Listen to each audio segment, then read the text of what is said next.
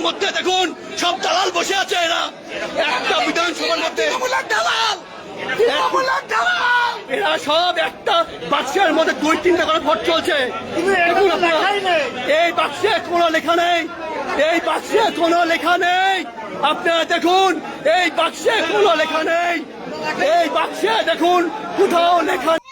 Viral video postal ballot ঘিরে ষড়যন্ত্রের অভিযোগ সাংসদ জগন্নাথ সরকারের। ভাইরাল ভিডিও ঘিরে চাঞ্চল্য নদিয়ায়, কাঠগড়ায় আইপ্যাক ও তৃণমূল। নির্বাচন কমিশনে লিখিত অভিযোগ দায়ের সাংসদের। শিশু সুলভ আচরণ পাল্টা প্রতিক্রিয়া, তৃণমূলের শুরু রাজনৈতিক চর্চা। রানাঘাট লোকসভা কেন্দ্রের বিজেপি সাংসদ জগন্নাথ সরকার সরাসরি তৃণমূল কংগ্রেস এবং ভোট কুশলী সংস্থা আইপ্যাকের বিরুদ্ধে গভীর ষড়যন্ত্রের অভিযোগ তুলেছেন। সম্প্রতি একটি ভিডিও ভাইরাল হয়েছে যেখানে দেখা যাচ্ছে রানাঘাট উত্তর পূর্ব ও রানাঘাট দক্ষিণ এই দুটি ভিন্ন বিধানসভা কেন্দ্রের পোস্টাল ব্যালট একই ব্যালট বাক্সে জমা করা হচ্ছে। জগন্নাথ সরকারের দাবি, এটি কোনো ভুল নয়, বরং সুপরিকল্পিত পরিকল্পনা। তিনি বলেন, সরকারি কর্মচারীরা যাতে বিরক্ত হয়ে ভোট না দিয়ে বাড়ি চলে যান, সেজন্য দীর্ঘক্ষণ লাইনে দাঁড় করিয়ে রাখা হচ্ছে। সাংসদ জগন্নাথ সরকারের মতে, বিজেপি যাতে ভোট না পায় এবং সরকারি কর্মচারীদের ভোট যাতে নষ্ট হয় তার ব্লুপ্রিন্ট তৈরি করেছে আইপ্যাক। পাড়ায় পাড়ায় গিয়ে ভোটারদের হুমকি দেওয়া হচ্ছে এবং বিজেপির কোনো এজেন্টকে বুথ বা সংলগ্ন এলাকায় ঘেঁচতে দেওয়া হচ্ছে না বলে তার অভিযোগ।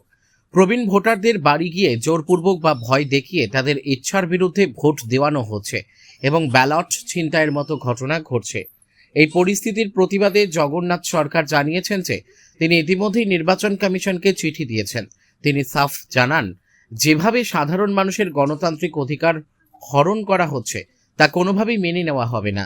বিজেপির এই অভিযোগের পরিপ্রেক্ষিতে তৃণমূলের পক্ষ থেকে জানানো হয়, শিশু সুলভ আচরণ করছেন সংসদ।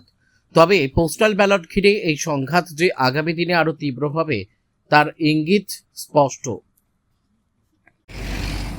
কিছুদিন আগে এক সাংবাদিক বন্ধুর প্রশ্নের উত্তরে জনৈকা বিজেপি নেতৃত্ব মন্তব্য করেছিলেন যে হরমুজ প্রণালী থেকে যে তেল আমদানির জাহাজ চলাচল ব্যাহত হচ্ছে তার পিছনে নাকি তৃণমূলের কারসাজি আছে। তো এই ধরনের হাস্যকর মন্তব্য এটা ওদের মুখে শোভা পায়, বিজেপির নেতৃত্বের মুখে ঠিক ওই রকমই শিশুসুলভ মন্তব্য করেছেন জগন্নাথবাবু। গোটা বিষয়টা উনি ক্লিয়ার করুক আগে, কী ঘটনা ঘটেছিল। তার মধ্যে কোনোভাবে কোনো সংস্থা, কোনো দলের বিন্দুমাত্র কোনো ভূমিকা যদি থাকে নিশ্চয়ই তার মূল্যায়ন হবে, নাম্বার 1। নাম্বার 2 হচ্ছে, ওদের সাথে কমিশনের এত ভালো সম্পর্ক, তো কমিশনের কাছে কমপ্লেন করছে না কেন? কমিশনের কাছে গিয়ে কমপ্লেন করুক, আর কমিশন তার উত্তরও দিয়ে দিবে। হাস্যকর শিশুসুলভ মন্তব্য, আসলে এগুলো কিছু না। ভোটের আগে একটু ষড়যন্ত্র রয়েছে যাতে ভারতীয় জনতা পার্টির ভোটগুলো নষ্ট হয়। এবার 7ম বেতন কমিশন ঘোষণা করে দিয়েছে বিজেপি আসলে দেবে এবং দিয়ে সম্পূর্ণ দেবে। সরকারি কর্মীরা যেহেতু বিজেপিকে ভোট করবে, এই ভয়ে তাদের ব্যালট যাতে নষ্ট হয় তার জন্য ষড়যন্ত্র চলছে। বা বিভিন্ন জায়গায় একই লাইনে হাজারখানেক ভোটার দাঁড় করিয়ে দিয়েছে যাতে সরকারি কর্মীরা বিরক্ত হয়ে ভোট না দিয়ে বাড়ি চলে যায়।